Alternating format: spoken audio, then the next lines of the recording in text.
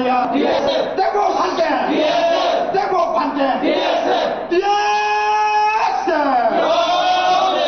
DSF. Borok Dopa.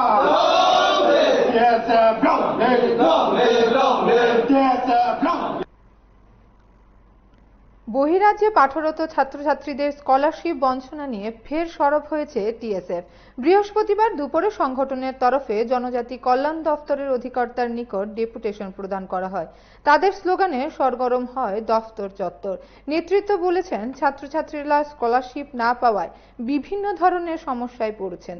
অধিকর্তা নাকি সমস্যা সমাধানের বিষয়ে আশ্বস্ত করেছেন। গোটা বিষয়টি নিয়ে প্রতিক্রিয়া দিতে গিয়ে বিস্তৃতভাবে কি মন্তব্য করেছেন শুনুন।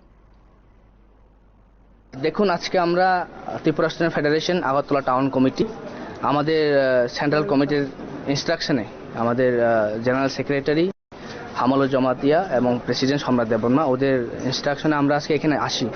আমাদের আসার মূল উদ্দেশ্যটা হচ্ছে, যারা এখন বিএ ডিএলএড কোর্স করছে ত্রিপুরার ছাত্রছাত্রীরা, বিশেষ করে ওয়েস্ট বেঙ্গলে যারা মানে ত্রিপুরার বহিরাজ্যে যারা পড়াশোনা করছে, আমরা দেখেছি যে স্কলারশিপের ক্ষেত্রে ম্যাক্সিমাম স্টুডেন্ট পেয়েছে, কিন্তু এখনও আমাদের ওয়েস্ট বেঙ্গলে যারা এবং ত্রিপুরা রাজ্যে বহিরাজ্যে যারা পড়ছে ওরা এখনও স্টাইপেন্ড পায়নি। তো মূলত বিষয় হচ্ছে, ওরা যদি এখন ওদের কোর্স ফি, এক্সাম ফি এবং তাদের সেমিস্টার ফি যদি ওরা না দিতে পারে, ওরা কিন্তু ওদের এক্সামে ওদেরকে বসতে দেওয়া হবে না। এই ধরনের এমন একটা ঘটনা আমরা পাই, দে অ্যাপ্রোচ আস। তো আমরা আজকে ডাইরেক্টরের সাথে আমরা আলোচনা করেছি এই বিষয় নিয়ে, এবং ডাইরেক্টর স্যারের সাথে অনেক ভালো আলোচনা হয়েছে, এবং আমাদেরকে ডাইরেক্টর স্যার এটাই এশিওর করেছে, এই ইস্যুটা স্কলারশিপ ফি দিলে যা হচ্ছে, এটা বিশেষ করে নোটিশে এই ইস্যুটা হচ্ছে, মণিপুর এই জায়গায় এগুলো হচ্ছে। তো টেকনিক্যাল ইস্যু বলেছে ওরা গভর্নমেন্ট অফ ইন্ডিয়া এই ইস্যুটা প্রবলেমটা ফেস করছে। তো এটা একটা সলিউশন এসছে আজকে।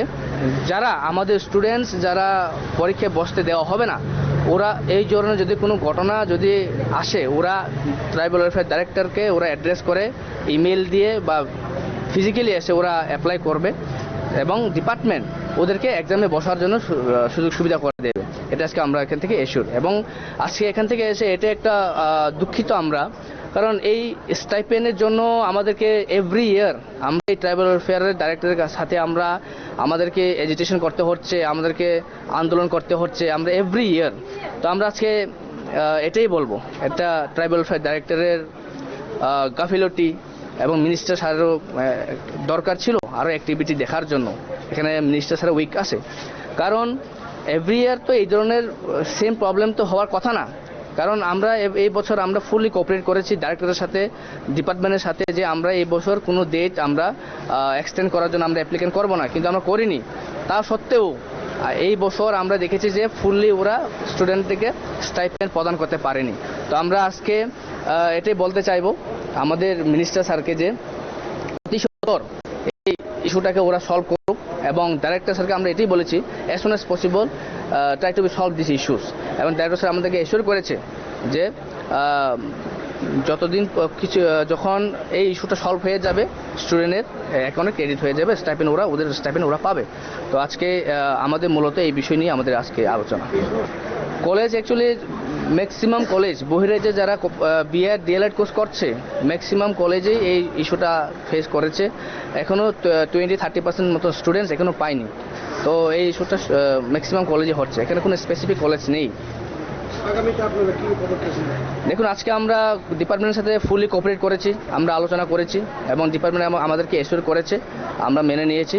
এবং আগামী দিন যদি আমাদের স্টুডেন্টস যদি কোনো প্রবলেম ফেস করে, ওদের পড়াশোনার ক্ষেত্রে, এক্সামে বসার ক্ষেত্রে হোক, স্কলারশিপ পাওয়ার ক্ষেত্রে হোক, যদি এই ধরনের কোনো ইস্যু যদি আসে, আমরা আজকের থেকে আরও বৃহত্তর আন্দোলন করতে বাধ্য হব। প্রয়োজনে আমরা ট্রাইবাল ওয়েলফেয়ার ডিপার্টমেন্ট আমরা